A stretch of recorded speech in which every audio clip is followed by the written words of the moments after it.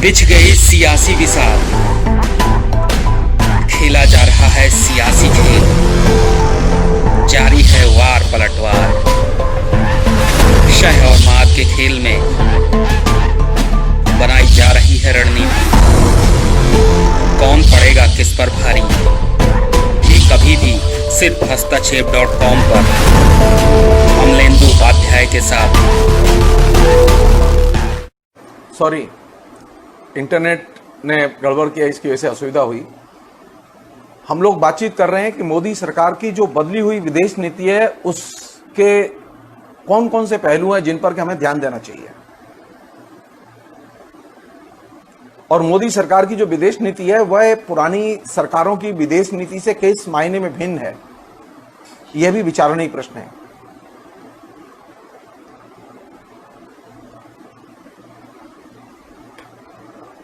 पिछले एक सप्ताह से लगातार हम लोगों के बीच में भारत चीन की सीमा से जुड़े हुए जो एरिया हैं उनकी झड़पों की खबरें बहुत तेजी से हाईलाइट होकर सामने आई हैं। संयोग की बात है कि ये खबरें क्यों आ रही हैं, हमने इस पर कभी ध्यान नहीं दिया। मीडिया अपने काम में लगा हुआ है और सरकार भी अपने काम में लगी हुई है।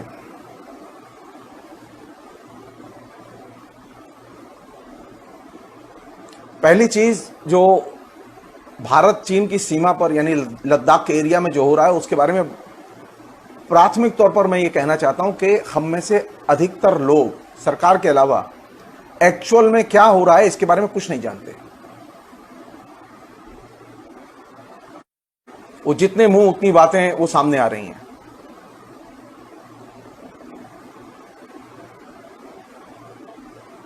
क्यों ऐसा हो रहा है ये हम नहीं जानते, लेकिन हमसे कहा जाएगा कि हम पोजीशन लें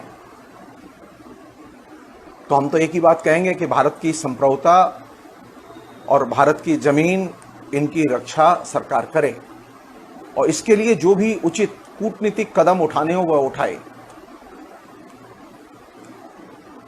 दूसरी चीज कि ये जो हाल में जो सीमा पर मुठभेड़ हुई हैं, जो लोहे की छड़, रॉड, पत्थर, हॉकी, लठ या डंडे या बांस, इनके जरिए जो चीन और भारत के सैनिकों में जो लड़ाई हुई है, इसके जरिए कितने लोग मारे गए, कितने लोग नहीं मारे गए, ये एक तरह से अनुमान का ही विषय है। एक्चुअल में कोई नहीं जानता। फिर भी यह भी तो संभव है कि वहां वो इतना ठंडा एरिया है कि वहां कुछ सैनिक जिनके बारे में कहा गया है वो मर गए। उनमें से ऐसी संख्या भी हो सैनिकों की जो कि सिर्फ ठंड की वजह से फंस गए और मर गए। इसलिए सारे डाटा और सारी चीजें एकदम अभी अंधेरे में है, देश नहीं जानता।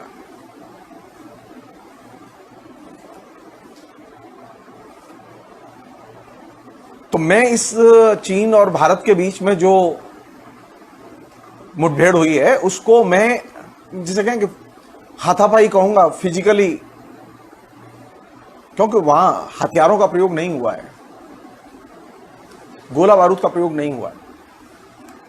वो क्यों नहीं हुआ है उसके अपने हिस्टोरिकल रीजन है कि वहां गोला बारूद का प्रयोग नॉर्मली नहीं करते। इसलिए एक जो सबसे इंपॉर्टेंट चीज है वो ये कि जब हम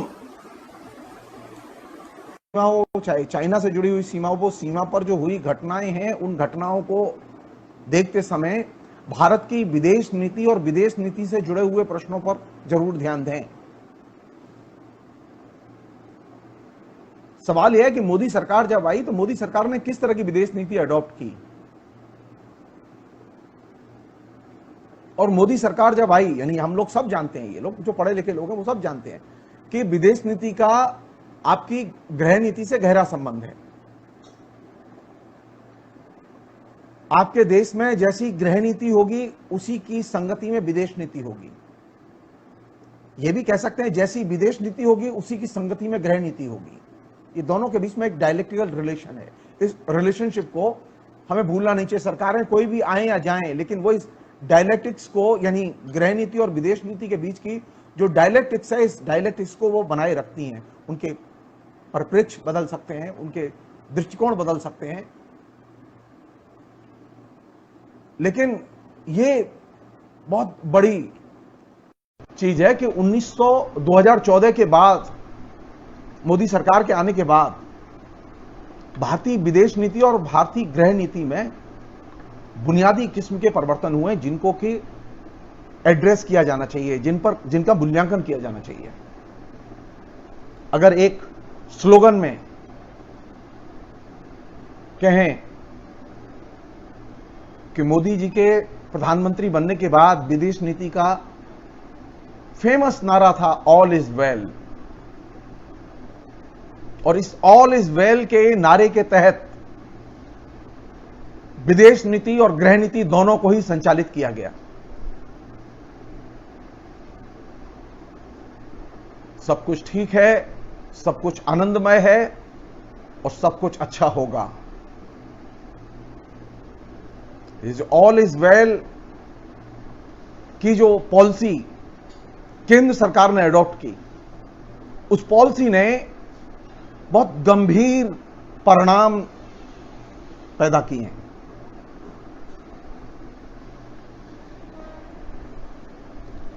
पहले हम लोग, चूंकि ये चाइना सामने है तो इसलिए चाइना वाले उस पर एक लाइन में मैं अपनी बात रखना जरूर चाहूंगा। पहली चीज यह कि नरेंद्र मोदी के आदर्श महात्मा गांधी और उनके विचार नहीं है। नरेंद्र मोदी के आदर्श हैं चाइना के जो मौजूदा राष्ट्रपति हैं, वे जो कि स्वभाव से डिक्टेटर हैं और फैनेटिक भी हैं और राष्ट्रोन्मादी भी हैं। आरएसएस के लोग नीचे जमीन पर कुछ भी कैंपेन करें, लेकिन असल में वे चाहते कैसा हिंदुस्तान है, वो किसके रास्ते पर ले जाना चाहते हैं हिंदुस्तान को। तो इस मामले में चाइना के राष्ट्रपति और चाइना की मौजूदा सरकार और भारत सरकार के बीच में एक कॉमन सामंजस्य है कि दोनों ही राष्ट्रोन्माद को पसंद करते हैं और दोनों ही राष्ट्रोन्माद की पिच पर एकदम खुल के बैटिंग करते हैं। तो चाइना की विदेश नीति और भारत की विदेश नीति की एक कॉमन धुरी है राष्ट्रोन्माद। वे चीनी राष्ट्रोन्माद की बीमारी के शिकार हैं और ये हिंदू राष्ट्रवाद की बीमारी के शिकार हैं। तो राष्ट्रोन्माद को माइनस करके चीन और भारत के इस तात्कालिक संदर्भ पर बात करना संभव नहीं है, और यह चीज अपने आप में बहुत महत्वपूर्ण है। अब एक वह परिप्रेक्ष्य आप वो समझने की कोशिश करें जिस परिप्रेक्ष्य में नरेंद्र मोदी पूरी की पूरी विदेश नीति को ले गए और पूरी पूरी गृह नीति को ले गए। 2014 के पहले तक भारत का जो विदेश नीति का जो ढांचा था, उस ढांचे में वो बहुत लिबरल ढांचा था। लिबरल इन द सेंस कि भारत के अंदर जो एक सार्वजनिक सहमति बनी हुई थी विदेश नीति पर, उस पर वह विदेश नीति चल रही थी। और सहमति क्या थी? सहमति यह थी कि पड़ोसी देशों के साथ में हर हालत में मित्रता रखी जाए। हर हालत में, यह बात बहुत कंपलसरी है। पड़ोसी देशों के साथ में जब हर हालत में मित्रता रखेंगे तो देश में कैसी नीति होगी? देश में गृह नीति यह होगी कि हर हालत में विभिन्न समुदायों के बीच में मित्रता रखी जाए। ये दो चीजों पर आम सहमति थी और इस आम सहमति को मोदी सरकार ने आते ही एकदम तोड़ दिया।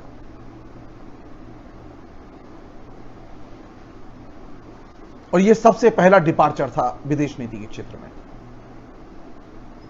विदेश नीति के क्षेत्र में दूसरा बड़ा पॉलिसी डिपार्चर यह था कि जब हम विदेश नीति की बात करते थे तो हिंदुस्तान की सभी पार्टियां अपने को एक्सप्रेस करती थी, उसके साथ उनकी सॉलिडेरिटी होती थी।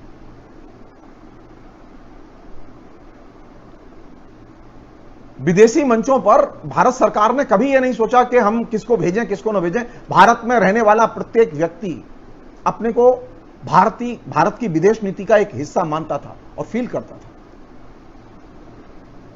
एक जमाने में अटल बिहारी वाजपेयी तक को विदेश नीति की हिमायत करने के लिए संयुक्त राष्ट्र संघ में भेजा गया।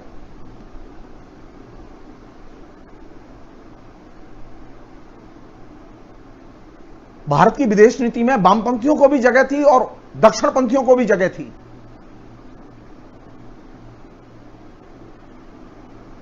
लेकिन जो नरेंद्र मोदी के आने के बाद में जो विदेश नीति एडॉप्ट की गई, उस विदेश नीति में न उदारपंथियों के लिए जगह, न वामपंथियों के लिए जगह, न आम सहमति के लिए जगह है। एक नई विदेश नीति एडॉप्ट की गई। ऑल इज वेल के नाम से यह एडॉप्ट की गई जो विदेश नीति है, इसका लक्ष्य सिर्फ एक है, स्ट्रेटेजिक पार्टनरशिप और कॉर्पोरेट इंटरेस्ट।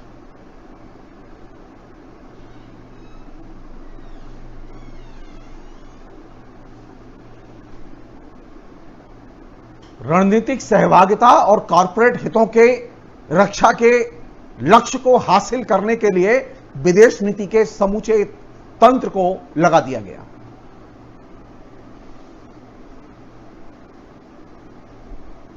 और ये जो स्ट्रेटेजिक पार्टनरशिप और कॉर्पोरेट इंटरेस्ट वाली जो चीज है, ये चीज नरेंद्र मोदी ने फोकस में, केंद्र में रखी। लेकिन इसकी शुरुआत तो मनमोहन सिंह कर चुके थे। मनमोहन सिंह के जमाने में जो न्यूक्लियर ट्रीटी अमेरिका के साथ साइन की गई, उस न्यूक्लियर ट्रीटी का प्रमुख लक्ष्य यही था। लेकिन वह हास्य की चीज थी, लेकिन नरेंद्र मोदी ने उसे केंद्र की चीज बना दिया। अब वह विदेश नीति की एक मात्र मुख्य धुरी है और इसी के आधार पर सारी की सारी विदेश नीति अब तय की जा रही है। आप पिछले 6 साल में प्रधानमंत्री के जितने भी विदेश के दौरे हुए हैं, वो चाहे ऑस्ट्रेलिया गए, चाहे वो ब्रिटेन गए, चाहे वो चाइना गए, चाहे वो अमेरिका गए, इन सभी दौरों में जो एग्रीमेंट हुए हैं और जो एग्रीमेंट एम्फेसिस के साथ में सामने आए हैं, उन सारे एग्रीमेंट के सेंटर में कॉर्पोरेट इंटरेस्ट और कॉर्पोरेट कोलैबोरेशन सबसे इंपॉर्टेंट है। सो नई जो दिक्कत है वो ये कि अब विदेश नीति का लक्ष्य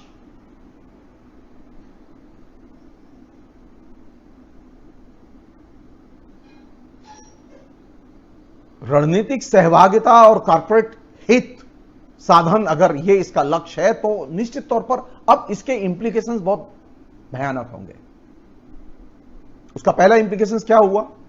पहला इंप्लीकेशंस नरेंद्र मोदी के बाद में आने के बाद में जो सबसे घटा, जिसको मीडिया ने नोटिस नहीं लिया, डिफरेंट पॉलिटिकल पार्टीज ने भी नोटिस नहीं लिया।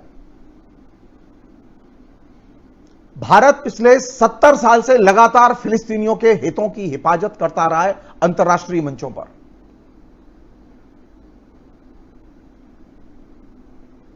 पहली बार नरेंद्र मोदी के आने के बाद पहली बार ऐसा हुआ कि फिलिस्तीनियों के ऊपर जो हमले हो रहे थे इजराइल के, फिलिस्तीनियों की जिस तरह से नाकेबंदी की गई, पहली बार नरेंद्र मोदी की सरकार के आने के बाद में सरकार ने सीधे सीधे फिलिस्तीनियों के हितों की रक्षा करने की बजाय इजराइल के साथ जाना बेहतर समझा।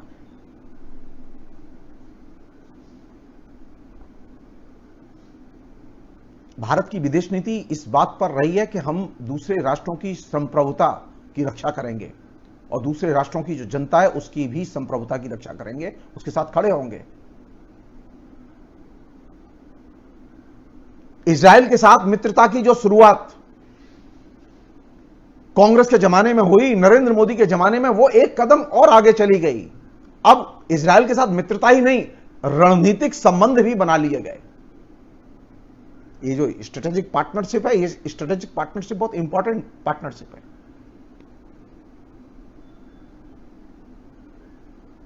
और इस स्ट्रेटेजिक पार्टनरशिप के तहत हम अब अमेरिका के साथ में भी समझौते कर चुके हैं।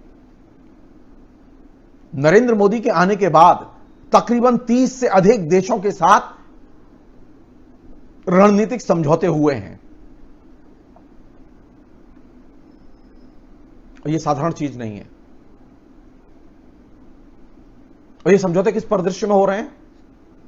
ये समझौते एक ऐसे परिदृश्य में हो रहे हैं जिसमें कि आपको अपने देश और अपनी जनता और उसकी संप्रभुता की रक्षा सबसे पहले और प्राथमिकता के साथ करनी थी, लेकिन आपने नहीं की। सोवियत संघ के विघटन के बाद जो एक नया दौर शुरू हुआ न्यू कोल्ड वॉर का, इस न्यू कोल्ड वॉर के दौर में अमेरिका का एक छत्र राज्य था और नाटो का एक छत्र राज्य था पूरी दुनिया की राजनीति पे। भारत उस दिशा में धीरे धीरे कदम बढ़ा रहा था, लेकिन नरेंद्र मोदी के आने के बाद में एक लंबी छलांग लगी विदेश नीति के क्षेत्र में कि सहमति के जितने भी क्षेत्र थे विदेश नीति में, उन सबको एक सिरे से छोड़ दिया गया। यानी हमारी विदेश नीति में जो एक आम सहमति का रूप और भाव पहले था, उस भाव और समझ को नरेंद्र मोदी सरकार ने त्याग दिया। और यह बड़ा डिपार्चर है, यह एक्सेप्टेबल नहीं है। यह दिलचस्प है ये कि पिछले 6 साल में विदेश नीति में आए बदलावों को लेकर वह जो गुटनिरपेक्ष आंदोलन की विदेश नीति पार्लियामेंट के जरिए इंडोर्स करके बनाई गई, मेरी नॉलेज में नहीं है। मेरी नॉलेज में नहीं है कि पिछले 6 साल में पार्लियामेंट में कभी विदेश नीति में जो ये जो मूलगामी परिवर्तन किया गया, इस मूलगामी परिवर्तन को लेकर कभी खुल के लंबी बहस हुई हो।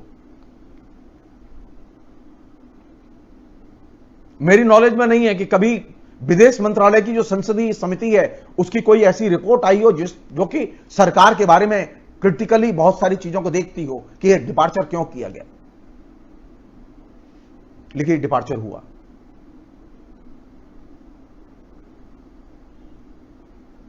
और इस डिपार्चर का मतलब बहुत सीरियस है। मसलन अब हमने अपने को अमेरिका के एक सहयोगी देश के तौर पर नफी कर दिया है। कल तक हम संप्रभु राष्ट्र थे, आज हम अमेरिका के पिछलग्गू राष्ट्र हैं। और यह रणनीतिक शिफ्ट है। और ये जो स्ट्रेटेजिक पार्टनरशिप और कॉर्पोरेट इंटरेस्ट के बीच में जो विदेश नीति को हमने बांधा, इसका सबसे बड़ा खामियाजा क्या था? हमारी विदेश नीति में कॉर्पोरेट घरानों यानी बहुराष्ट्रीय कंपनियों और देसी जो कॉर्पोरेट घरानों, इनका कोई दखल नहीं था। लेकिन अब तो स्थिति यह है कि अब खुल्लम खुल्ला प्यार करेंगे हम दोनों, यानी बहुराष्ट्रीय कंपनियां और देसी कॉर्पोरेट घराने, इन दोनों के बीच में खुलकर पार्टनरशिप हो रही है। और यह पार्टनरशिप के समझौते प्रधानमंत्री की मौजूदगी में उनके निर्देश पर साइन हो रहे हैं। हमारे यहां सरकार हस्तक्षेप करती थी पहले भी, लेकिन वो बहुत रेयरली करती थी। प्रधानमंत्री की मौजूदगी में हस्तक्षेप नहीं होते थे। प्रधानमंत्री के दिशा निर्देश पर समझौते नहीं होते थे कॉर्पोरेट घरानों और मल्टीनेशनल कंपनियों के बीच में। राफेल का समझौता इसका क्लासिक एग्जाम्पल है। विदेश नीति को कैसे कॉर्पोरेट हितों के हवाले कर दिया गया है, इसका क्लासिक एग्जाम्पल है कैसे बहुराष्ट्रीय कंपनियां और हथियार बनाने वाली कंपनियां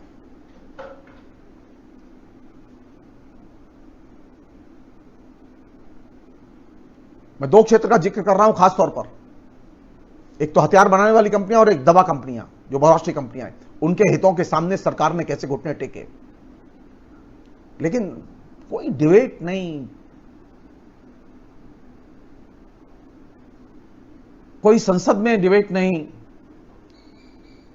कोई कांग्रेस की तरफ से अटैक नहीं, कोई लेफ्ट की तरफ से सवाल नहीं। यानी हमने विदेश नीति को खुली चरागाह के तौर पर केंद्र सरकार के लिए छोड़ दिया। कि केंद्र सरकार के कंधे पर सवार होकर कारपोरेट घराने और बहुराष्ट्रीय कंपनियां हमारी विदेश नीति को चरें तो चरें, हमें कोई परेशानी नहीं है।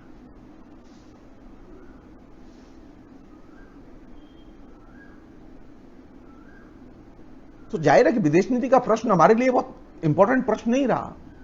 तो ये एक बड़ा अचीवमेंट था नरेंद्र मोदी सरकार का पिछले 6 साल में कि उसने विदेश नीति को स्ट्रेटेजिक और कॉर्पोरेट इंटरेस्ट के साथ जोड़ दिया और जनता के बीच से उसे बहस से गायब कर दिया।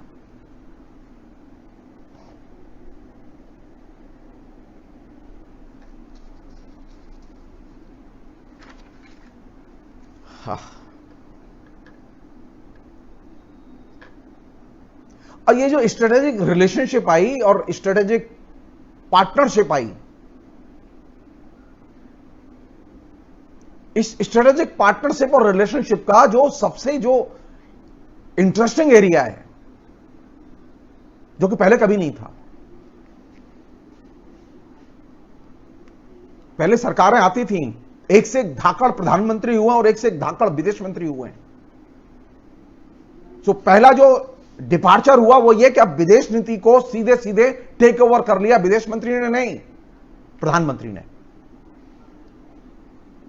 नरेंद्र मोदी की सरकार में विदेश मंत्री तो होता था लेकिन वो नाम मात्र का, लेकिन विदेश नीति के सारे फैसले, विदेश नीति के तहत सारे समझौते वो प्रधानमंत्री और उनकी उपस्थिति में हुए, और अनेक जगह तो विदेश मंत्री को ले ही नहीं गए। और ये चीज अपने आप में चिंता की चीज है, ये साधारण चीज नहीं है कि एक इलेक्टेड गवर्नमेंट अपने विदेश मंत्रालय को डिसॉल्व कर दो, कोई दिक्कत नहीं है, और कह दो कि विदेश मंत्रालय का काम जो है वो प्रधान मंत्रालय करेगा। प्रधानमंत्री बहुत सारे काम करते हैं, उसमें विदेश मंत्रालय का काम भी करेंगे। लेकिन अब स्थिति यह है कि प्रधानमंत्री खुल्लम खुल्ला विदेश मंत्रालय है लेकिन विदेश मंत्रालय अपना काम नहीं करता। विदेश मंत्री है लेकिन विदेश मंत्री को विदेश यात्राओं पर नहीं ले जाया जाता प्रधानमंत्री की टीम में। और यह एक बहुत बड़ा पॉलिसी डिपार्चर है जो कि नरेंद्र मोदी ने अपनी सरकार के आने के बाद लागू किया।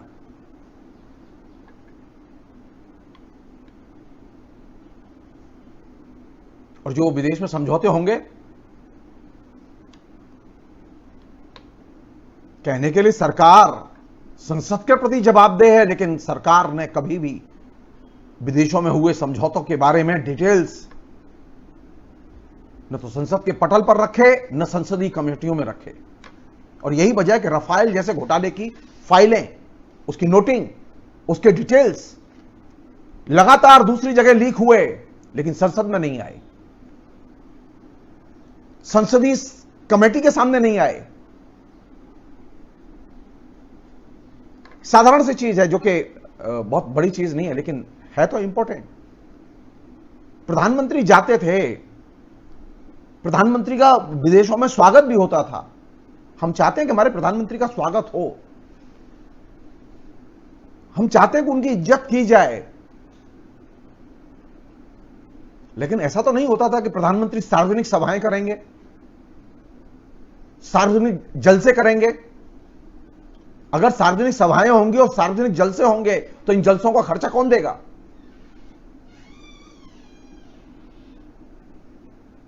कोई तो इनका खर्चा वहन कर रहा है।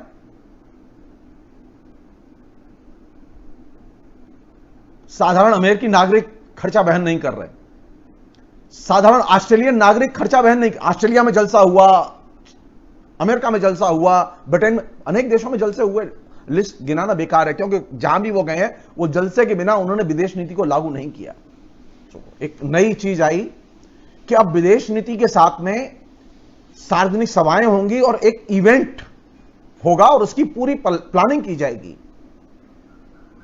यानी जितनी प्लानिंग डिटेल्स में नीति की नहीं की गई, उससे ज्यादा बड़ी विस्तृत डिटेल्स में प्लानिंग की गई प्रधानमंत्री के विदेश यात्राओं के साथ जुड़े हुए पब्लिक इवेंट की। और उसके लिए बड़े पैमाने पर हिंदुस्तान से कलाकार मोबिलाइज किए गए, स्टेडियम हायर किए गए, जनता हायर की गई, एक एक डेलीगेट से फीस ली गई, कमेटियां बनाई गई। सो नई कल्चर, विदेश नीति के साथ में नई कल्चर इंट्रोड्यूस की गई कि हम प्रधानमंत्री के नाते जब हम विदेश जाते हैं तो हम भारतीय संस्कृति का प्रचार करने के लिए जाते हैं। और ये चीज अपने आप में बहुत चिंता की चीज थी, क्योंकि अभी तक यह था कि विदेश नीति के साथ में कल्चर का रिश्ता नहीं था। विदेश नीति के साथ में कूटनीति का रिश्ता था, राजनीति का रिश्ता था। कल्चर आती थी सेकेंडरी, कल्चर आती थी बीच में, जब हम कभी कहीं कल्चरल एक्सचेंज में अपने ट्रूप्स भेजते थे तब कल्चर आती थी। और उसमें हम इस बात का ख्याल रखते थे, भारत सरकार इस बात का ख्याल रखती थी कि जो सांस्कृतिक ग्रुप विदेश भेजे जाएं कल्चरल एक्सचेंज में, वे हिंदुस्तान की ट्रू सेक्युलर इमेज को रिप्रेजेंट करें। लेकिन प्रधानमंत्री के आने के बाद जो सांस्कृतिक ट्रूप्स गए, और सांस्कृतिक ट्रूप्स की पहली शर्त यह थी कि वही ग्रुप भेजा जाएगा जो ग्रुप हिंदुत्व का समर्थन करेगा, वही ग्रुप भेजा जाएगा जो आरएसएस का समर्थन करेगा, वही ग्रुप भेजा जाएगा जो नरेंद्र मोदी का गुणगान करेगा, जो संस्कृति कर्मी, इंटेलेक्चुअल्स, जो सांस्कृतिक ग्रुप नरेंद्र मोदी के प्रति जरा सा भी क्रिटिकल रुख रखते थे, उनको नहीं भेजा गया। यानी अब कल्चर में भी पार्टीजान दृष्टिकोण का इस्तेमाल किया गया, जो कि पहले कभी नहीं हुआ। पहले लगातार ऐसे इंटेलेक्चुअल्स और सांस्कृतिक ग्रुप भेजे गए जो कांग्रेस सरकार की या केंद्र सरकार की नीतियों के मुखर विरोधी थे। लेकिन नरेंद्र मोदी के आने के बाद जो विदेश नीति के तहत जो एक सांस्कृतिक विनिमय की जो प्रक्रिया विभिन्न देशों के साथ शुरू हुई, उसमें यह चीज ध्यान रखी गई कि ऐसे ही ग्रुप भेजे जाएं जो हिंदुत्व की लाइन को फॉलो करें। और इसके चलते एक खास तरह का भेदभाव देश में विकसित किया गया, सांस्कृतिक समूहों में विकसित किया गया। अब वे सांस्कृतिक समूह प्राथमिक नहीं, कांग्रेस के जमाने में रिएक्शनरी लोगों को भी फंड मिलते थे, रिएक्शनरी लोगों के भी अपॉइंटमेंट होते थे, उनको विदेश यात्राओं पर भेजा जाता था। लेकिन नरेंद्र मोदी के जमाने में सेकुलर सांस्कृतिक ग्रुपों का भेजना जाना सबसे मुश्किल काम हो गया।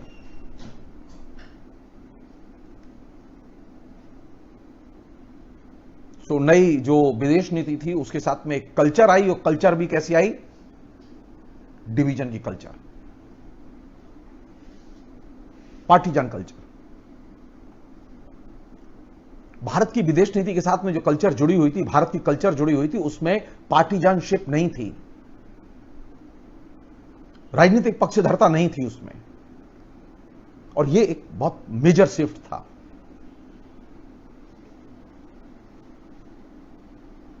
ये साधारण शिफ्ट नहीं है। और इससे भी बड़ा शिफ्ट क्या है कि आपका जब पब्लिक इवेंट होगा, जो वहां इतना बड़ा आयोजन होगा, उसका खर्चा कौन उठाएगा? भारत की जनता से चंदा नहीं लिया जा रहा, अमेरिका की जनता से चंदा नहीं लिया जा रहा, तो अमेरिका में जो इवेंट होगा उसका खर्चा कौन देगा? जाहिर है कि विज्ञापन, आयोजक, प्रायोजक, स्पॉन्सरशिप, डेलीगेट फीस, इन सबके जरिए वह कलेक्शन बड़े स्केल पर जुगाड़ किया गया। और इस कलेक्शन को जुगाड़ करते समय यह चीज बहुत तेजी से एक नॉर्मल नए रूटीन के तौर पर विकसित कर दी गई कि प्रधानमंत्री अब जहां भी जाएंगे वहां पीआर एजेंसी जाएंगी, वो इवेंट मैनेजमेंट करेंगी, वे तमाम किस्म की डिटेल्स वर्कआउट करेंगी। यानी अब पहले हमारे यहां प्रधानमंत्री की विदेश यात्रा के समय या विदेश मंत्री की विदेश यात्रा के समय पीआर एजेंसी पहले जाके काम नहीं करती थी। अब तो पीआर एजेंसी पहले जाके काम करती है, वो पहले वर्कआउट करती है कि कौन सा स्टेडियम लिया जाए, कौन सा पार्क लिया जाए, कौन से संगठनों को शामिल किया जाए, और कौन लोग होंगे जो ऑर्गेनाइजर में रखे जाएं।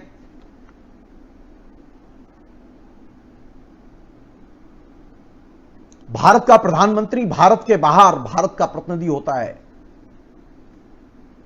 लेकिन यह दुर्भाग्य की बात है कि जब जितने भी इवेंट ऑर्गेनाइज किए गए और जिन कमेटियों के जरिए ऑर्गेनाइज किए गए, उन कमेटियों में अधिकतर वे लोग रखे गए जो कि आरएसएस और उससे जुड़े हुए संगठन जो विदेश में काम करते हैं उनके पदाधिकारी थे या उनके कार्यकर्ता थे। उन लोगों को बुलाया तक नहीं गया जो लोग आरएसएस के आलोचक हुआ करते थे। और यही वजह है कि अनेक देशों में, अमेरिका में, ब्रिटेन में, ऑस्ट्रेलिया में, अनेक देशों में बड़ी संख्या में भारत के रहने वाले जो लोग हैं जो कि सेक्युलर कल्चर और सेक्युलर एथोस में विश्वास करते हैं, उन्होंने सड़कों पर निकल के प्रतिरोध किया। तो अब भारत के बाहर भारत के नागरिक भारत के प्रधानमंत्री के खिलाफ नारे लगाएं, ये अच्छा लगता है?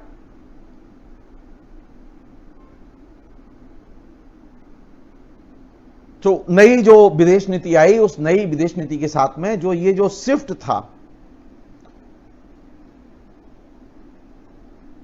इसमें इवेंट मैनेजमेंट और निवेश के लिए विदेशी कंपनियों, खासकर बहुराष्ट्रीय कंपनियों के साथ निवेश को प्रमुखता, और इसमें पैकेज था, बाकायदा पैकेज था कि जो कंपनी निवेश कर रही है वह कंपनी या तो उसका खर्चा उठाए जो वहां इवेंट हो रहा है, या उसकी कोई सहयोगी कंपनी खर्चा उठाए, या फिर वह किसी और रूप में पैसा लगाए कल्चर के क्षेत्र में, मास कल्चर के क्षेत्र में, सिनेमा के क्षेत्र में, टेलीविजन के क्षेत्र में।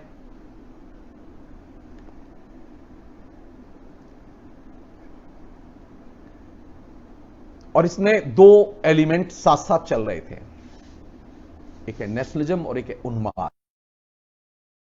यानी बिना राष्ट्रोन्माद के न तो विदेश नीति चल रही थी, न सांस्कृतिक नीति चल रही थी, और बिना राष्ट्रोन्माद के गृह नीति भी नहीं चल रही थी। सो विदेश नीति और गृह नीति के बीच में जो ब्रिज है वो कौन सा है? राष्ट्रोन्माद।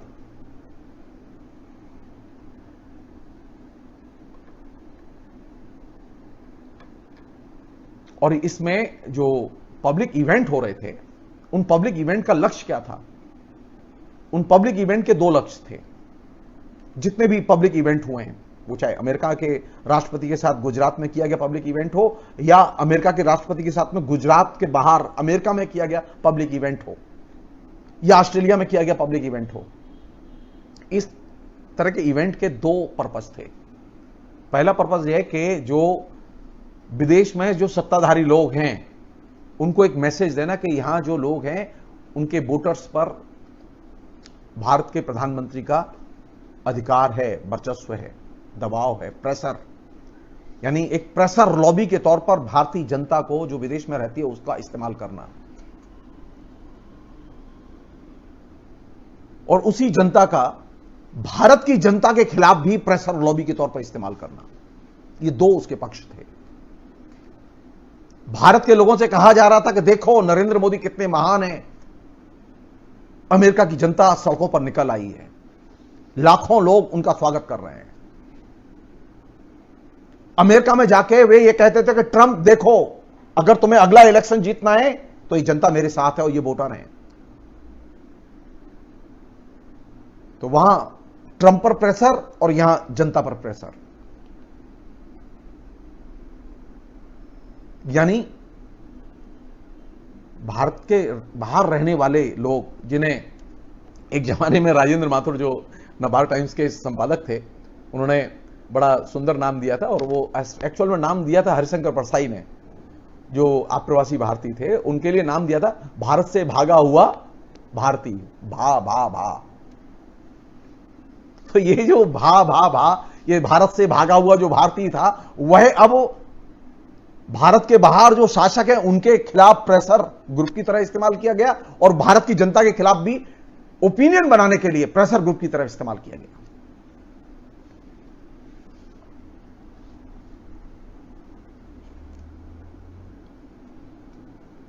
और इसके जरिए जो सबसे जो खतरनाक काम हुआ वो बहुत ही डिस्टर्बिंग है मेरे लिए। मतलब मैं ये जो जनता के इवेंट हैं, मैं इनको सहन करने के लिए तैयार हूं, लेकिन सबसे जो महत्वपूर्ण काम किया गया वो ये कि कूटनीति को डे टू डे पॉलिटिक्स के जरिए रिप्लेस कर दिया गया। कूटनीति बहुत लॉन्ग टर्म पर्सपेक्टिव में काम करती है, विदेश नीति की वो धुरी है, विदेश नीति डे टू डे राजनीति और उसके तर्कों से नहीं चलती, लेकिन कूटनीति को डे टू डे राजनीति के तर्कों के जरिए रिप्लेस कर दिया गया।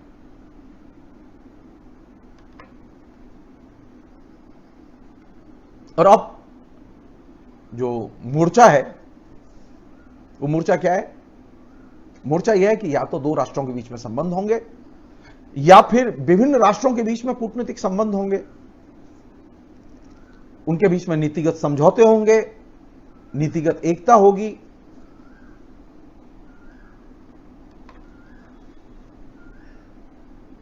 अब आप ये सोचिए कि हमारे विदेशी राष्ट्रों के प्रति, भारत के बाहर जो राष्ट्र है उनके प्रति किस तरह के संबंध हैं। हमारी जो विदेश नीति थी उसका जो एक मेजर कंपोनेंट था, खासतौर पर सोवियत संघ के विघटन के बाद जो कंपोनेंट विदेश नीति में शामिल किया गया वो ये था कि हम सार्क देशों के बीच में एक मित्रता और भाईचारे का मैसेज विदेश नीति का हिस्सा था।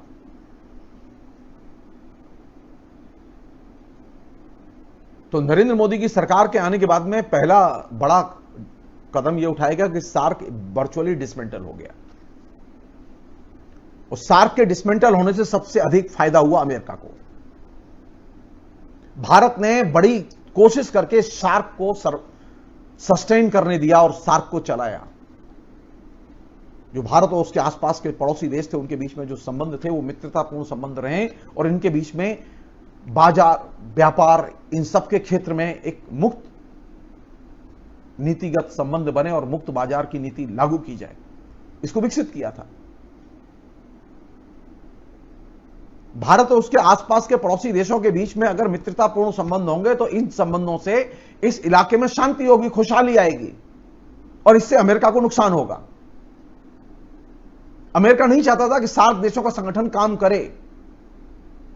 ब्रिटेन नहीं चाहता था कि राष्ट्रमंडल के देशों के विकल्प के तौर पर सार्क काम करे। तो नरेंद्र मोदी ने सबसे पहला काम किया ब्रिटेन और अमेरिका की इच्छाओं का सम्मान करते हुए कि सार्क को ही निष्क्रिय कर दिया। कायदे से सार्क को सक्रिय किया जाना चाहिए था, लेकिन सार्क को निष्क्रिय कर दिया। क्यों? क्योंकि आपके जेहन में यह बात आई कि आपको पाक से संबंध नहीं रखने, पाकिस्तान से संबंध नहीं रखने। पाकिस्तान से संबंध नहीं रखने, इसके लिए आप एक बड़े लक्ष्य को अपदस्थ कर देंगे। नहीं, यानी जो विदेश नीति में जो शिफ्ट था कि सार्क को अब हम गैर जरूरी मानते हैं, सार्क बहुत महत्वपूर्ण नहीं है, क्योंकि सार्क में पाक भी है और पाक को आप देखना पसंद नहीं करते। हमारे लाख मतभेद रहे, लेकिन हमने पाकिस्तान को कूटनीति की टेबल से भागने नहीं दिया। नरेंद्र मोदी के जमाने में तो कोई बहुत बड़े टेररिस्ट हमले नहीं हुए। आप याद कीजिए पंजाब में जब आतंकवादी हमले हो रहे थे,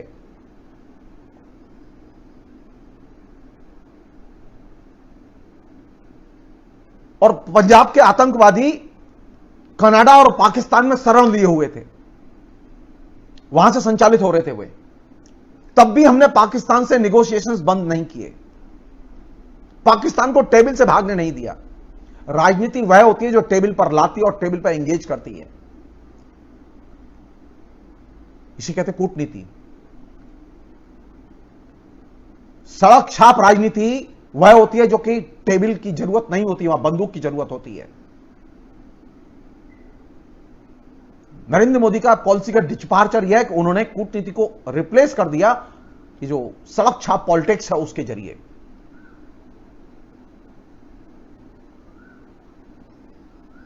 हमने जितने हमले पाकिस्तान के झेले, जितने हस्तक्षेप झेले, इसके बावजूद उसे टेबल पर लाके खड़ा किया और टेबल पर एंगेज किया, और हमने टेबल पर डायलॉग बंद नहीं किया। लेकिन नरेंद्र मोदी की सरकार के आने के बाद में तो पहला काम यह हुआ कि पाकिस्तान से अब संबंध नहीं रहेंगे। शुरू में थोड़ा बहुत ड्रामा चला कि वो हमारा दोस्त है, वो हम उसके घर जाते हैं, हम उसकी बेटी की शादी में जाते हैं, हम उसकी बहन की शादी में जाते हैं, ये सब ड्रामा चला। लेकिन ये ड्रामा चलने वाला नहीं था ज्यादा दिन, क्योंकि आरएसएस की नीति ये थी, बीजेपी की नीति ये थी कि पाकिस्तान से कोई संबंध नहीं रखे जाएंगे। तो पाकिस्तान से संबंध नहीं रखे जाएंगे तो सार्क डिसॉल्व हो जाएगा अपने आप। तो जिस संगठन को बनाने में बहुत मेहनत लगी भारत सरकार की, बरसों लगे, उस संगठन को नरेंद्र मोदी ने एक झटके में डिसॉल्व कर दिया और इससे अमेरिका को सबसे ज्यादा फायदा हुआ। और सार्क के डिसॉल्व होने से सबसे ज्यादा नुकसान हमको हुआ। हम पाकिस्तान को कूटनीतिक रास्ते पर बांध के रखते थे, इंगेज करके रखते थे, मजबूर करते थे, उसे पीछे हटने के लिए मजबूर करते थे। लेकिन आज स्थिति है कि पाकिस्तान के साथ में आपको कोई संपर्क ही नहीं है, डायलॉग ही नहीं है। सार्क के टेबल पर आपने नेपाल को बांध के रखा, लेकिन आज नेपाल तक के साथ में आपका डायलॉग नहीं है। तमाम छोटे छोटे देश, अरे एक जमाना था कि हिंदुस्तान की ओपिनियन की बड़े देश इज्जत करते थे। मैं सिर्फ एक उदाहरण दे रहा हूं आपको।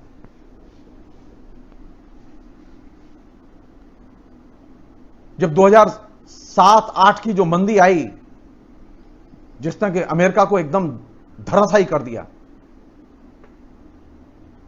अमेरिका के सारे मध्य वर्ग के लोग रोड पर थे, बेरोजगार थे, पूरी इकोनॉमी कोलैप्स कर गई थी। G20 के देशों की समिट हुई और G20 के देशों की समिट में बराक ओबामा ने और चाइना के राष्ट्रपति ने, दोनों ने मनमोहन सिंह से यह मांग की कि आप बताइए कि इस संकट से कैसे निकलें, क्योंकि आपके पास चाबी है, आपके पास बुद्धि है इसकी। क्यों? न्यू लिबरलाइजेशन के आप मास्टर हैं। आप कल्पना कीजिए क्या सुझाव दिया होगा और क्या किया होगा मनमोहन सिंह ने। जो व्यक्ति कभी एक वाक्य नहीं बोलता बाहर, मनमोहन सिंह ने जितने सुझाव दिए वे सारे के सारे सुझाव इन टोटो चाइना और अमेरिका दोनों ने लागू किए। बाकायदा ऑफिशियली जाइए आप इंटरनेट पर, डिटेल्स हैं इसके। बाकायदा अमेरिका और चाइना ने दोनों ने हृदय से भारत का और मनमोहन सिंह का विशेष तौर पर आभार व्यक्त किया नीतिगत मदद देने के लिए। और ये जो नीतिगत मदद होती है ना, वो पैसे की मदद से ज्यादा मूल्यवान होती है। और क्या मदद दी? मदद यह थी कि अमेरिकी रिजर्व बैंक के 100% शेयर में से 80% शेयर चाइना ने खरीदे, 20% शेयर इंडिया ने खरीदे और अमेरिका को डूबने से निकाल लिया। कोई सोच सकता है कि भारत अमेरिका में निवेश करेगा? इसे कहते हैं विदेश नीति। इसे कहते हैं विदेश नीति कि जब डॉक्टर मनमोहन सिंह चाइना गए तो चाइना की तत्कालीन राष्ट्रपति ने बाकायदा उनसे, पार्टी के जनरल सेक्रेटरी ने तत्काल उनसे कहा कि आपको हमारे पार्टी के जो टॉप लीडरशिप है, उस टॉप लीडरशिप को आपको एड्रेस करना होगा, आपको बताना होगा, उनको सिखाना होगा आपको। तो चाइनीज कम्युनिस्ट पार्टी के हेडक्वार्टर में, जिसमें कि सिर्फ एक अमेरिकी राष्ट्रपति गया था, उस हेडक्वार्टर में दुनिया का कोई राष्ट्राध्यक्ष नहीं गया। उस हेडक्वार्टर में बाकायदा लाल कारपेट बिछा के डॉक्टर मनमोहन सिंह का स्वागत किया गया और डॉक्टर मनमोहन सिंह को सुनने के लिए चाइना की कम्युनिस्ट पार्टी के पूरे देश से पूरी क्रीम इकट्ठी की गई।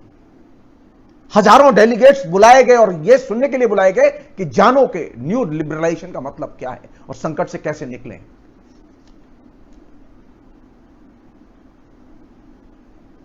डॉक्टर मनमोहन सिंह का जो रिसेप्शन हुआ और जो स्वागत हुआ कम्युनिस्ट पार्टी के अंदर, वो कम्युनिस्ट पार्टी के भारत के नेताओं का कभी नहीं हुआ। इसे कहते हैं विदेश नीति, जो पार्टी लाइन, पार्टीजनशिप, इनको तोड़कर दुनिया के लिए होती है।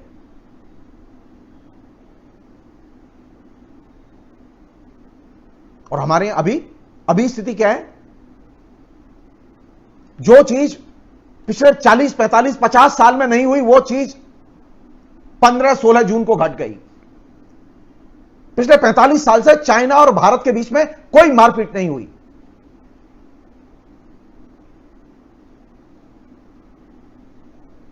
और बेवजह हमारे 20 सैनिक मारे गए।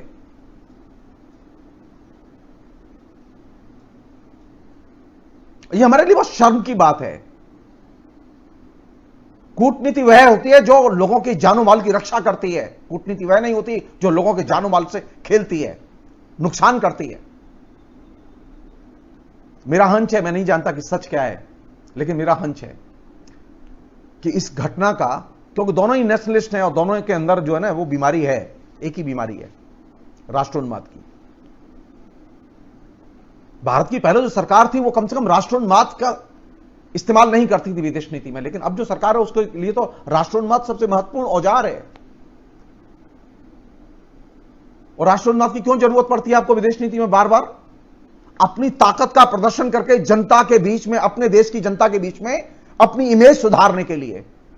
चाइना भी इस बीमारी का शिकार है। कोरोना से जो वहां नुकसान हुआ है, चाइना की सरकार इससे, उसकी इमेज खराब हुई है। ऐसा नहीं है कि उसकी इमेज खराब नहीं हुई है। उनको भी अपनी सैन्य बल का और सैन्य ताकत का जो है नशा है, और हमारे यहां भी है ये चीज। हमारी सरकार ने भी कोरोना को लेकर जनता के साथ में कोई अच्छा व्यवहार तो किया नहीं है, जनता की कोई सुरक्षा के इंतजाम तो किए नहीं है, तो इमेज इनकी भी खराब है। सो बेस्ट तरीका क्या है दोनों के लिए कि कोरोना को लेकर ध्यान हटाने के लिए और अपनी इमेज दुरुस्त करने के लिए, इंप्रूव करने के लिए थोड़ा हाथापाई हो जाए, थोड़ा पत्थरबाजी हो जाए, कुछ लोग मरे तो मर जाएं,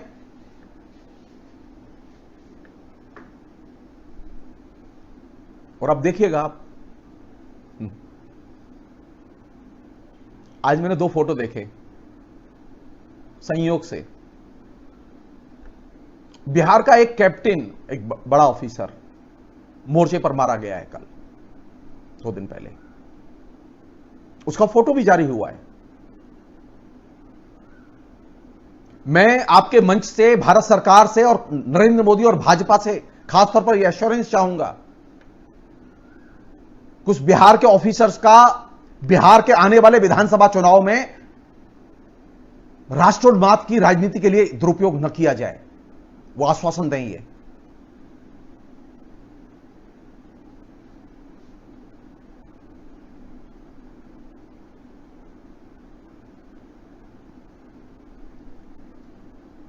बिहार वाले ऑफिसर्स के फोटो दिल्ली के अखबार में छापे हैं, और बंगाल के जो एक सैनिक मरा है उसका फोटो जो है वो टेलीग्राफ में छापा है। यानी अब ये जो घटना है, ये इसका एक लक्ष्य बिहार और बंगाल के आने वाले चुनाव भी हैं, और वहां राष्ट्रोन्माद की भावना इसके जरिए भरी जाएगी और जगाई जाएगी। यानी अब विदेश नीति हिंदुस्तान के चुनाव में बार बार, लोकल चुनावों में, विधानसभा के चुनाव में बार बार एक हस्तक्षेप के तौर पर दाखिल होंगी। हम देख चुके हैं कश्मीर में हुई कई घटनाओं को लेकर कैसे इलेक्शन में इस्तेमाल किया गया।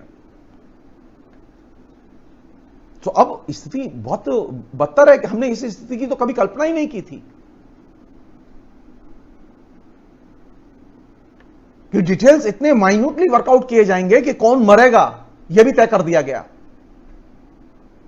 और अगर वो मर गया दुर्भाग्य से तो उसका क्या क्या इस्तेमाल होगा यह भी तय कर दिया गया।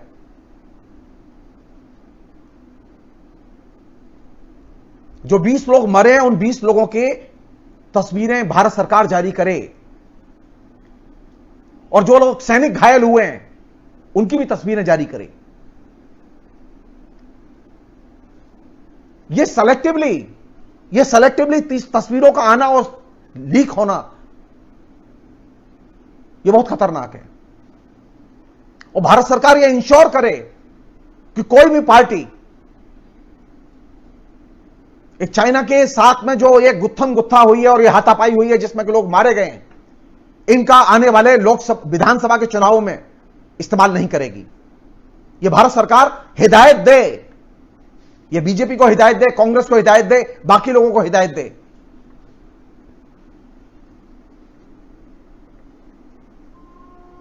राष्ट्रवाद के बहुत सारे प्रसंग हैं जो कि हम आराम से विधानसभा चुनावों में उठा सकते हैं, लेकिन सेना को, सीमावर्ती इलाके में जो घट रही घटनाएं, उनको तो कम से कम आप अपने लोकल चुनावों से एकदम मुक्त कर दीजिए, वरना तो यह माना जाएगा कि आप लोकल चुनावों को जीतने के लिए, राष्ट्रोन्माद की भावना पैदा करने के लिए इस तरह की घटनाओं का आप दुरुपयोग करते हैं।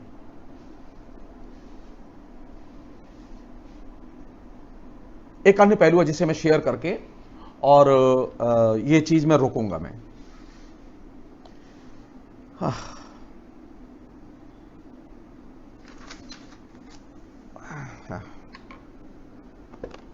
अब ये देखिए कि ये जो विदेश नीति है, विदेश नीति का एक फॉर्मेट रहा है हमारे यहां और एक तरीका रहा है, और उस विदेश नीति का एक गृह नीति के साथ में भी संबंध रहा है। विदेश नीति का फॉर्मेट यह रहा है कि हमारे यहां विदेश नीति के निर्माण में और उसके प्रचार प्रसार में इंटेलिजेंसिया की बहुत बड़ी भूमिका रही है,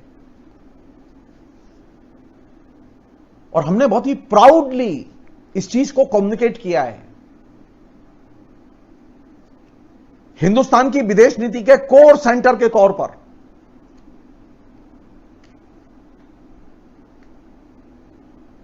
वे तमाम किस्म के इंटेलेक्चुअल्स बहुत इंपॉर्टेंट माने गए, जो कि विदेश नीति के बाहर, विदेश नीति के प्रचार में, विदेश नीति की व्याख्या में लगे रहते थे और भारत सरकार के एक तरह से आइडियलॉग की तरह काम करते थे। लेकिन नरेंद्र मोदी की सरकार के आने के बाद पहली बार यह हुआ कि विदेश नीति के साथ में जो बुद्धिजीवियों का जो जखीरा था वो एकदम डिस्कनेक्ट कर दिया गया, एकदम उसे हटा दिया गया। अब विदेश नीति को शुद्ध विदेश मंत्रालय की नौकरशाही के हवाले कर दिया गया। अब विदेश नीति को शुद्ध प्रधानमंत्री कार्यालय के और प्रधानमंत्री के रहमो करम पर छोड़ दिया गया। अरे सारी दुनिया में आप अपनी विदेश नीति का प्रचार करना चाहते हैं, प्रसार करना चाहते हैं, आपको एक प्रधानमंत्री नहीं, प्रधानमंत्री की बात कहने के लिए सैकड़ों बुद्धिजीवियों की जरूरत होगी। पिछले 65 साल से यह सिलसिला चल रहा था, 64 साल से, लेकिन आपने पिछले 6 साल में यह सिलसिला एकदम खत्म कर दिया। और उसकी शुरुआत कहां से की आपने? भारत की विदेश नीति का जिसे कहें कि स्वर्ण मुकुट था जवाहरलाल नेहरू विश्वविद्यालय। जवाहरलाल नेहरू विश्वविद्यालय के अंतरराष्ट्रीय अध्ययन संस्थान के जो प्रोफेसर हुआ करते थे, जो विद्यार्थी हुआ करते थे, वो पॉलिसी मेकर्स हुआ करते थे। भारत सरकार उनकी समय समय पर मदद लेती थी, और भारत सरकार के यहां ही नहीं सारी दुनिया में विदेश नीति के मामले में जवाहरलाल नेहरू विश्वविद्यालय सिरमौर के तौर पर देखा जाता था। लेकिन नरेंद्र मोदी की सरकार ने जहां एक तरफ बुद्धिजीवियों को विदेश नीति से अलग किया, वहीं ये जो सिरमौर था इसे कलंकित करके रख दिया कि अब ये क्या है, जवाहरलाल नेहरू विश्वविद्यालय का मतलब क्या है? टुकड़े टुकड़े गैंग, राष्ट्रद्रोही। बुद्धिजीवी का मतलब क्या है? राष्ट्रद्रोही। विदेश नीति में जो बुद्धिजीवी था, वो बुद्धिजीवी क्यों निकाला गया? क्योंकि वो देशद्रोही था। देशद्रोही था इसलिए जवाहरलाल नेहरू विश्वविद्यालय को अलग किया गया कि वो देशद्रोही है। और ये इमेज कॉन्स्टेंटली पिछले 6 वर्ष में आम लोगों के बीच में प्रसारित की गई कि बुद्धिजीवी का मतलब होता है कि वो देशद्रोही होते हैं, यानी एंटी इंटेलेक्चुअलिज्म। और ये एंटी इंटेलेक्चुअलिज्म और ये बुद्धिजीवी विरोधी जो दिशा है, ये दिशा कोल्ड वार की, नए कोल्ड वार की दिशा है। ये नई अमेरिकी विदेश नीति की दिशा है जिसका के पालन हमारी सरकार हिंदू राष्ट्र और हिंदुत्व की आड़ में कर रही है। इसका हिंदू राष्ट्र और हिंदुत्व की धारणा से कोई लेना देना नहीं है, वो सिर्फ एक आवरण का काम कर रही है। एक्चुअल में तो ये अमेरिकी पॉलिसी है कोल्ड वार की। कांग्रेस फॉर कल्चरल फ्रीडम की ये पॉलिसी है जिसका कि एक एक्सटेंशन हमारी अब विदेश नीति धीरे धीरे बन गई है।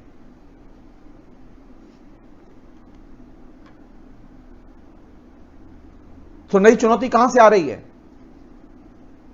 कि आपने जो पॉलिसी एडॉप्ट की उसे आपने विदेश मंत्रालय की ब्यूरोक्रेसी और प्रधानमंत्री के विवेक पर छोड़ दिया, और इसके साथ में जुड़ा हुआ जो थिंक टैंक था, जो एक बड़े स्केल का जो बुद्धिजीवी वर्ग था, जो बड़े स्केल का एक महाविश्वविद्यालय था, ऐसा विश्वविद्यालय जिस पर सारी दुनिया गर्व करती है, आपने उस विश्वविद्यालय को एकदम ब्लैकलिस्ट कर दिया।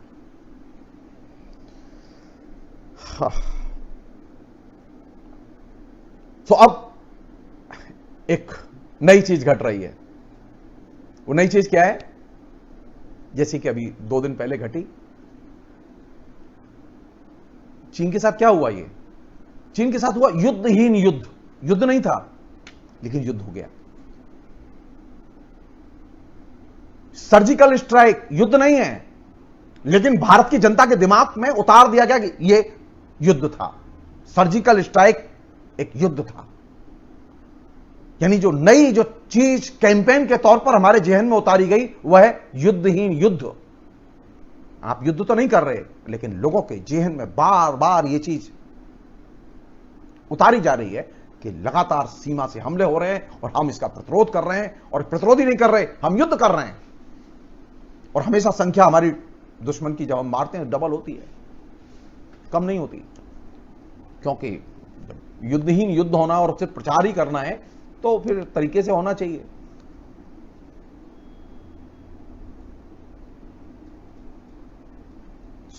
ये जो हिंसा विहीन युद्ध है,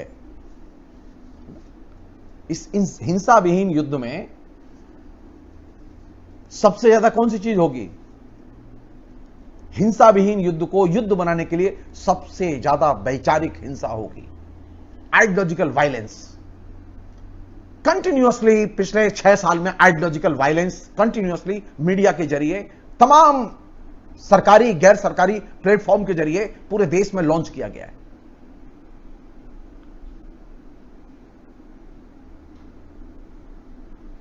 और इस वैचारिक वायलेंस का, वैचारिक हिंसाचार का अगर कोई विरोध करता है और उसे एक्सपोज करता है तो उसे कानूनी आतंकवाद के हवाले किया जाएगा, उसके खिलाफ में केस किए जाएंगे, एफआईआर की जाएगी, हिरासमेंट किया जाएगा। एक नहीं 50 जगह एफआईआर की जाएंगी। अब लड़ते रहिए।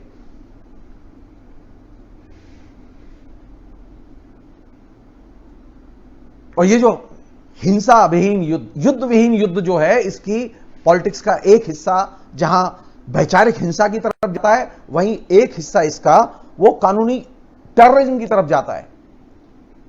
और जनता के लिए कौन सी चीज जरूरी है? जनता के लिए भीड़ की राजनीति जरूरी है। और ये वह पैराडाइम है जो कि नया पैराडाइम विदेश नीति के जरिए देश और देश के बाहर भी कौन सी चीज चाहिए हमें? भीड़। अमेरिका में क्या चाहिए? भीड़। ऑस्ट्रेलिया में क्या चाहिए? भीड़। और भारत में क्या चाहिए? भीड़। यानी एक तरफ वैचारिक वायलेंस और दूसरी तरफ भीड़ की संस्कृति और भीड़ की राजनीति। और इसके आधार पर भीड़ की संस्कृति, वैचारिक वायलेंस, इसके आधार पर एक सहमति का मॉडल तैयार किया गया है। तमाम सो कॉल्ड ज्ञानवान लोगों के बीच में इस पर एक सहमति बन चुकी है कि हां, ये तो वायलेंस करते हैं, ये तो देशद्रोही हैं। जिसने कभी जवाहरलाल नेहरू विश्वविद्यालय को नहीं देखा, मैं आपको एक छोटी सी घटना बता रहा हूं कि जवाहरलाल नेहरू विश्वविद्यालय के लोग कितने मेधावी होते रहे हैं। यह घटना है 1982 के करीब की, जब मैं पढ़ता था। मैं 79 से जवाहरलाल नेहरू विश्वविद्यालय में पढ़ा हूं। मैं वहीं से मैंने एमए, एमफिल, पीएचडी सब हासिल किया और छात्र राजनीति में भी हिस्सा लिया। तो हमारे साथ में एक लड़का पढ़ता था जो इंटरनेशनल पॉलिटिक्स में था। तो अचानक भारत सरकार ने एक पॉलिसी डिसीजन लिया कि उसे यूरोपीय आर्थिक समुदाय के साथ में बात करनी है।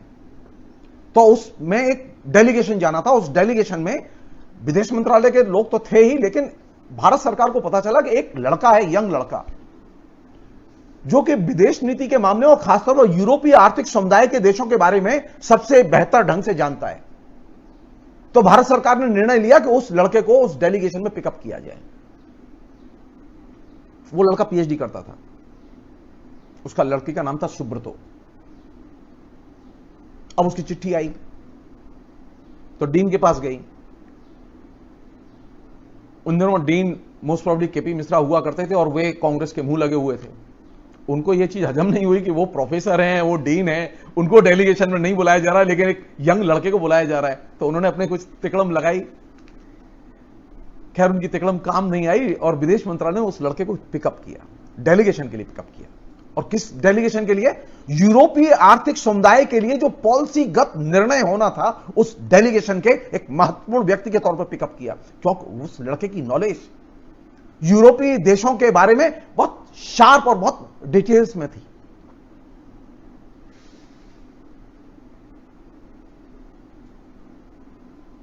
तो एक वह जमाना कि जो देश में जानकार है उसकी सलाह लो, और एक यह जमाना कि जो देश में जानकार हैं उनको कूड़े के ढेर पर फेंको। दोनों में फर्क है, जमीन आसमान का अंतर है। हम लोग प्राउडली फील करते थे कि वह लड़का जो हमारे साथ पढ़ता है, पीएचडी करता है, वह लड़का यूरोपीय आर्थिक समुदाय के साथ में जो नीतिगत समझौते होने वाले थे भारत सरकार के, उस डेलीगेशन का एक महत्वपूर्ण हिस्सा था। ये राष्ट्रवादी लड़के थे, राष्ट्र की सेवा कर रहे थे वो। और आज आपने उस जवाहरलाल नेहरू विश्वविद्यालय को एक कलंकित विश्वविद्यालय बना दिया। मैं एक नहीं, ऐसे दसियों एग्जाम्पल दे सकता हूं। मैं जो चीज आपसे शेयर करना चाहता हूं ये कि ये जो नया दौर है, अब इसमें इंपॉर्टेंट कौन सी चीज है? अब बुद्ध जी भी इंपॉर्टेंट नहीं है, अब भीड़ की संस्कृति और भीड़ की राजनीति इंपॉर्टेंट है। जो नई विदेश नीति आई, उस विदेश नीति को देश में कौन सी चीज चाहिए? एंटी इंटेलेक्चुअलिज्म और भीड़ की संस्कृति। और बाहर कौन सी चीज चाहिए? एंटी इंटेलेक्चुअलिज्म और भीड़ की संस्कृति। और इसकी इन दोनों के बीच में कम्युनिकेशन का सेतु कौन है? उन्माद, उन्माद और सिर्फ उन्माद।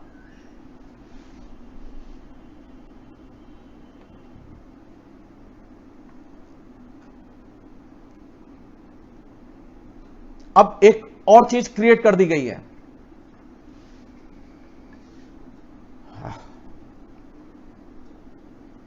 अब यह चीज कही गई है कि अब राष्ट्रवाद के पक्ष में खड़ा होना ही स्वतंत्रता के पक्ष में खड़ा होना है।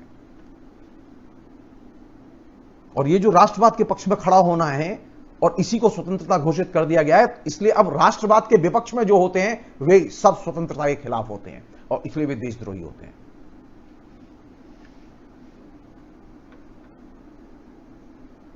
राष्ट्रवाद पे हमला सबसे बड़ा अपराध माना गया है।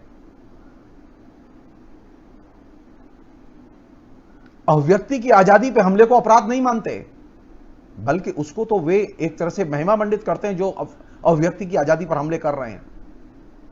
उनको सरकार और सरकार का तंत्र संरक्षण दे रहा है।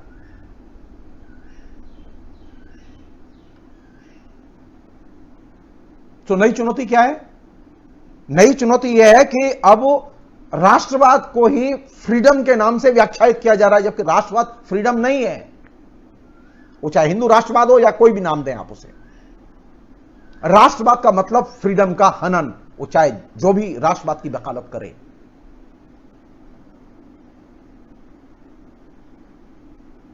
तो राष्ट्रवाद आपने घरेलू नीति में लागू किया और राष्ट्रवाद और राष्ट्रोन्माद आपने विदेश नीति में लागू किया। और इसके चलते किस चीज पर जोर दिया आपने? किस चीज पर रोज भाषण दे रहे हैं? अभी कुछ दिन पहले व्यापारियों के संगठन में वाया वीडियो कॉन्फ्रेंसिंग जो प्रधानमंत्री ने भाषण दिया उसे ध्यान से सुनिए आप, और उसके पहले के भाषण सुनिए आप। ये तो लेटेस्ट है इसलिए बता रहा हूं मैं। अब हमारी विदेश नीति की और हमारी घरेलू नीति की एक ही चिंता है, हमारी आर्थिक नीति की एक ही चिंता है, बाजार की स्वतंत्रता और बाजार की शक्तियों की स्वतंत्रता।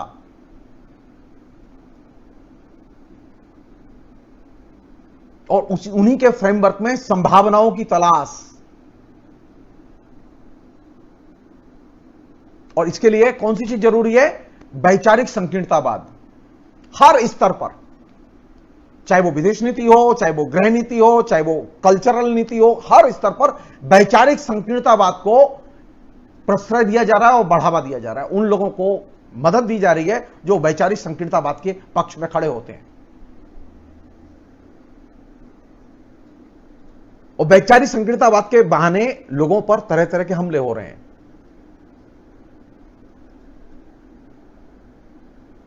और उस वैचारिक संकीर्णतावाद का जो इकोनॉमिक डायमेंशन है वो ये कि जनता के जीवन पर आर्थिक हमले, यानी सब कुछ ठीक है और सब कुछ ठीक होगा। ये जो नीति नरेंद्र मोदी ने विदेश नीति के तौर पर एडॉप्ट की, उसने जमीनी स्तर पर जो वैचारिक संकीर्णतावाद का प्रवेश निर्मित किया, उसने जहां जनता के आर्थिक जीवन पर हमले तेज किए, महंगाई भत्ता रोकना, तनख्वाहें कट करना, लोगों को एकदम पामाली की ओर ठेलना, ये जो पॉलिसियां एडॉप्ट की गई, उसने एक खास किस्म की राजनीतिक निष्क्रियता आम लोगों के बीच में पैदा की। ये जो अभी एपैथी दिखाई दे रही है, लोग एकदम राजनीति में दिलचस्पी नहीं लेना चाहते, ये उस पूरे के पूरे मॉडल जिसकी कि मैंने आपसे चर्चा की, उस मॉडल का एक बड़ा परिणाम है कि लोग राजनीतिक तौर पर निष्क्रिय हो गए। अब चीजों, घटना, वस्तुओं, व्यक्तियों, इनको लेकर वैचारिक तौर पर घृणा पैदा की जा रही है। और यह घृणा की शुरुआत कैसे हुई? घृणा की शुरुआत ऐसे हुई कि 2014 से जो आपने मॉडल चुना, हम कहते थे भारत, सिर्फ भारत। हमने कभी इस पर जोर नहीं दिया कि भारत कैसा है, कोई विशेषण नहीं लगाया इस पर। लेकिन नीचे मीडिया में और दूसरे स्तरों पर कैंपेन हुआ, समाज में बड़े पैमाने पर कैंपेन हुआ, और एक चीज के प्रति नफरत भरी गई और उस चीज को भारत के साथ जोड़ा गया। हम गर्व से कहते थे, प्रचार किया गया, लेकिन कहते नहीं थे कभी भी, बातचीत में कहते थे, लेकिन ये कैंपेन का हिस्सा नहीं था। लेकिन पहली बार कहा गया कि भारत में पिछले 70 साल में कौन सी चीज हुई? संविधान की आड़ में छद्म धर्मनिरपेक्षता, और भारत छद्म धर्मनिरपेक्ष राष्ट्र है। इसको एक सेकुलर, रियल में सेकुलर राष्ट्र बनाना है। भारत भारत था, न वो धर्मनिरपेक्ष था, न वो हिंदू भारत था, न वो छद्म निरपेक्ष भारत था। भारत सिर्फ भारत था। नरेंद्र मोदी और उनकी सरकार के आने के बाद बड़े स्केल पर मीडिया और आरएसएस के संगठनों ने जो प्रचार किया, उन्होंने भारत को भी एक आइडियोलॉजिकल, एक पहचान के साथ जोड़ दिया।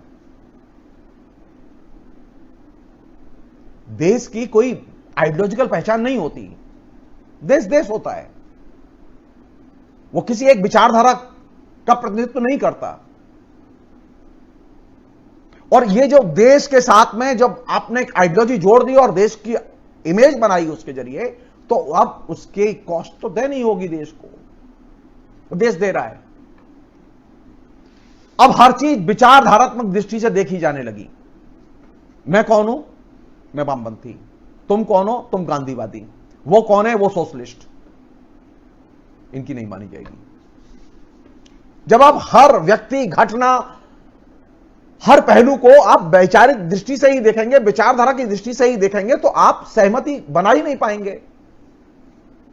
और इसके आधार पर फिर क्या करेंगे आप? एक ही रास्ता है।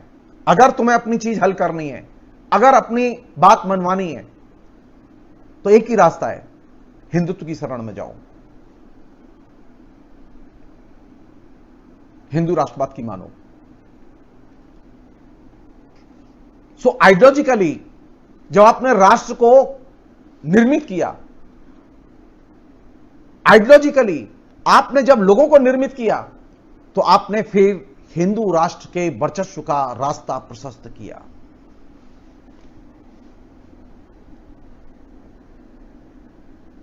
और जो हिंदू राष्ट्र के अलंबरदार हैं, स्पोक्समैन हैं, वे कहते हैं कि हम सबसे ज्यादा प्रोग्रेसिव हैं। कम्युनिस्ट प्रोग्रेसिव नहीं है, कांग्रेस के लोग प्रोग्रेसिव नहीं है। सबसे ज्यादा प्रोग्रेसिव कौन है? जो मोदी भक्त है।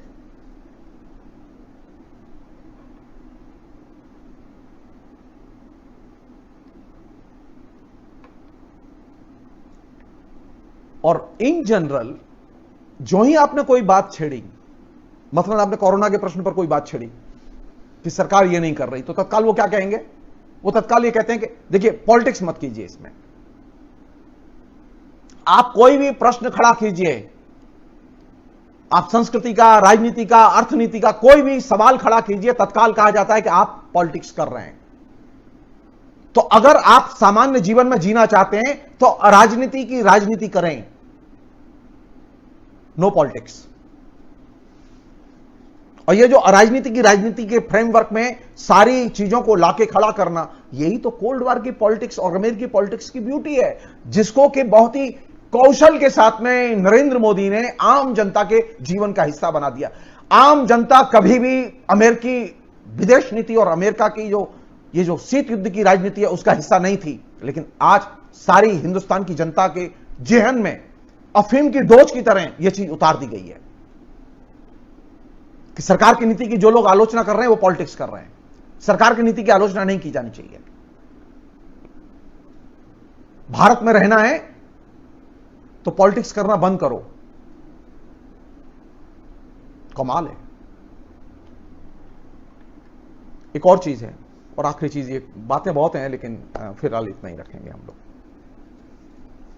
वो ये कि राजनीति ने जहां एक तरह से पूरे के पूरे समाज में विचारधाराहीनता, जो लोग आइडियोलॉजी को मानते हैं, कुछ लोग हैं गांधी की आइडियोलॉजी को मानते हैं, कुछ लोग हैं मार्क्स की आइडियोलॉजी को मानते हैं, कुछ लोग हैं लोहिया की आइडियोलॉजी को मानते हैं, तो हमारे यहां आइडियोलॉजी को मानने वालों को हम सम्मान की नजर से देखते थे, लेकिन आज स्थिति है कि जो आइडियोलॉजी को मानते हैं उनको घृणा की नजर से देखा जाता है।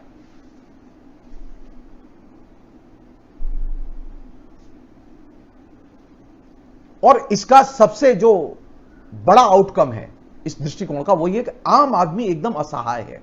अब पहले आम आदमी के पास में यही तो आइडियोलॉजिकल वेपन थे, कहीं मार्क्सवादी लड़ रहे हैं, कहीं गांधीवादी लड़ रहे हैं, कहीं सोशलिस्ट लड़ रहे हैं जनता के लिए, लेकिन अब चूंकि इन विचारधाराओं के प्रति, विचारधारा मात्र के प्रति घृणा पैदा कर दी गई, तो अब जनता के पास में तो कोई औजार ही नहीं अपनी रक्षा के लिए।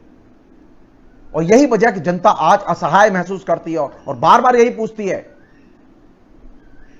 बताओ विकल्प क्या है।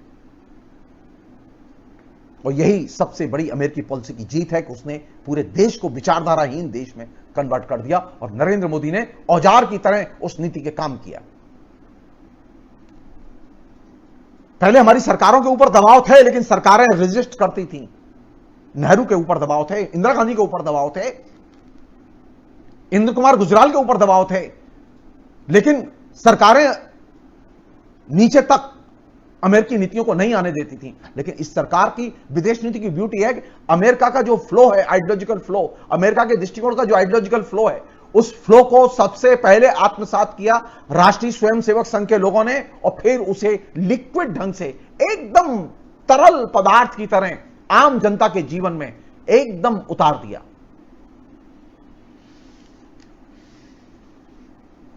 और ये एक बहुत ही दिलचस्प चीज है। पहले यह था कि लोकतंत्र में अनंत संभावनाएं होती थी, लोकतंत्र में यह भी संभावना होती थी कुछ भी संभव है।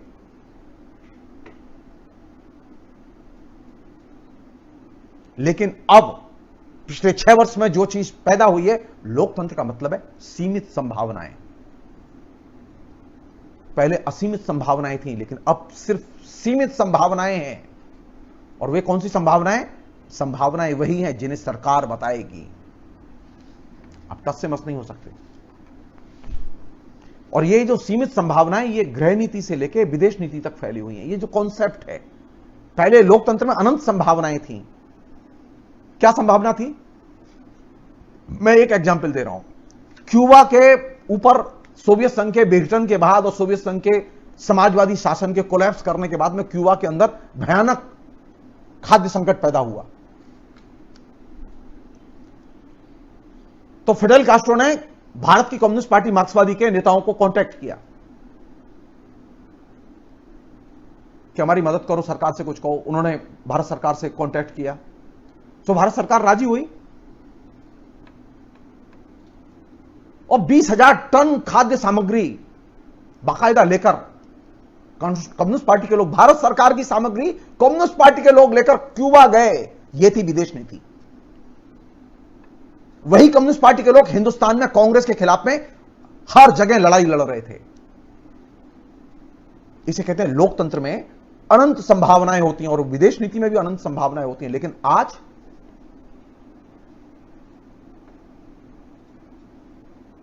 इस अनंत संभावनाओं के कॉन्सेप्ट को सीमित संभावनाओं में रिड्यूस कर दिया गया है, और अब सिर्फ वही संभावनाएं होंगी जिसके बारे में मोदी हां करेंगे। सोनिया गांधी सर पटक के मर जाएं, राहुल गांधी चीख चीख के मर जाएं, लेकिन वो नहीं सुनेंगे, वो नहीं सुनेंगे। और एक वो जमाना था कि हरकिशन से सुरजीत जाते थे और प्रधानमंत्री खड़ा होकर कहता था बताओ क्या काम है, अभी करता हूं।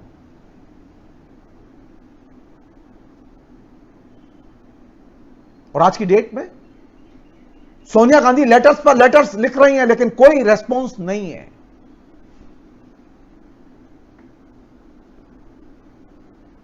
तो लोकतंत्र में अनंत संभावनाएं थी, लेकिन अब जो नया लोकतंत्र पिछले 6 साल में विकसित हुआ है, यह सीमित संभावनाओं का लोकतंत्र है। और यह जो स्थिति है, यह स्थिति संकीर्णतावाद के लिए सबसे फर्टाइल और उपजाऊ है।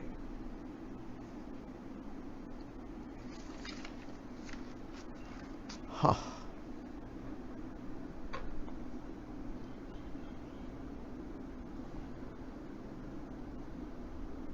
और इस सीमित संभावनाओं में सिर्फ एक ही संगठन शामिल हो सकता है, चाहे वो गृह नीति हो, चाहे वो विदेश नीति हो, वह है राष्ट्रीय स्वयंसेवक संघ। बाकी सभी संगठनों के लिए दरवाजे इसमें बंद हैं। इसलिए आप देखेंगे कि नरेंद्र मोदी विदेश नीति, गृह नीति के मामले में सिर्फ एक संगठन की बात सुनते हैं, वह है राष्ट्रीय स्वयंसेवक संघ, और किसी की बात नहीं सुनते। पहले यह था कि पंजाब में टेररिज्म की घटनाओं पर, टेररिज्म के मसले पर इंदिरा गांधी को अगर कोई सलाह लेनी है तो वो बाकायदा दौड़ के हरकिशन से सुरजीत को फोन करती थी और पूछती थी, और सुरजीत के पास में कोई नॉलेज है तो वो दौड़ के जाते थे और बताते थे और मदद करते थे। और आज की स्थिति क्या है? आज की स्थिति यह है कि कश्मीर में अशांति है, लेकिन आप फारूक अब्दुल्ला से बात नहीं कर सकते।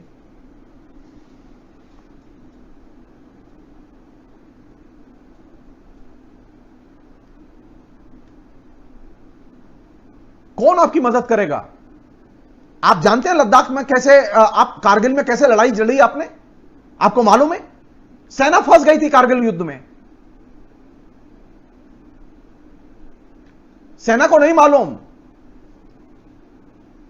कि लेह लद्दाख की पहाड़ियों से कैसे गुजरा जाता है और कैसे लड़ा जाता है वहां से। जब वहां लोकल लोगों ने मदद की, तब सेना वहां से विजयी होकर लौटी। सिर्फ सेना होने से, बम होने से, तोप होने से, हवाई जहाज होने से, रफाल होने से आप युद्ध नहीं जीत सकते।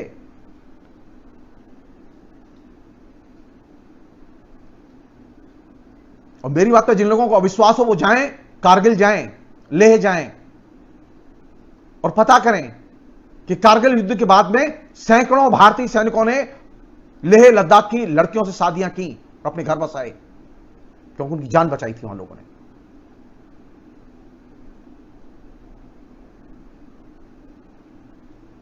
तो लोकतंत्र में अनंत संभावनाएं होती हैं, लेकिन आपका तो सीमित लोकतंत्र है, इसमें कोई संभावना ही नहीं है। सिर्फ एक संगठन की संभावना है, वह है राष्ट्रीय स्वयंसेवक संघ। और जाहिर है कि अब लेह लद्दाख में तो राष्ट्रीय स्वयंसेवक संघ है नहीं।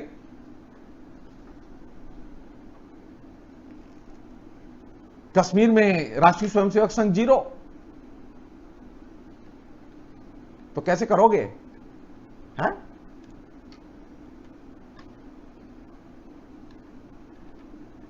सो नई जो चीज है वो ये कि ये जो विदेश नीति है, जिसमें कि भाईचारा और मित्रता, ये 2 एलिमेंट थे जो कि विदेश नीति के यूटोपिया का हिस्सा थे। इन दोनों ही चीजों को, और यही भारतीय लोकतंत्र की गृह नीति का भी हिस्सा थे, भाईचारा और मित्रता। इनकी गृह नीति में भी विदाई कर दी गई, इनकी विदेश नीति में भी विदाई कर दी गई। अब विदेश नीति में न तो कोई हमारा दोस्त है, न कोई हमारा दुश्मन है, हमारे सिर्फ इंटरेस्ट महत्वपूर्ण है। और गृह नीति में भी न हमारा कोई दोस्त है, न कोई हमारा भाई है, खाली इंटरेस्ट महत्वपूर्ण है। राष्ट्रीय स्वयंसेवक संघ, बीजेपी के इंटरेस्ट जो व्यक्ति, जो संगठन फुलफिल करें वे महत्वपूर्ण है, और जो फुलफिल न करें वे गैर जरूरी है। सो नरेंद्र मोदी की विदेश नीति का जो उत्कर्ष है वो ये कि विदेश नीति से भाईचारा और मित्रता, और गृह नीति से भाईचारा और मित्रता के कॉन्सेप्ट का अंत। और ये 6 साल की सबसे महत्वपूर्ण चीज है, इसे अंडरस्टिमेट नहीं करना चाहिए। बातें बहुत सारी हैं कहने के लिए, मैं सिर्फ यहीं तक अपनी बात कह के रोक रहा हूं। आप लोगों ने सुना, इतना समय दिया, बहुत बहुत शुक्रिया, थैंक यू।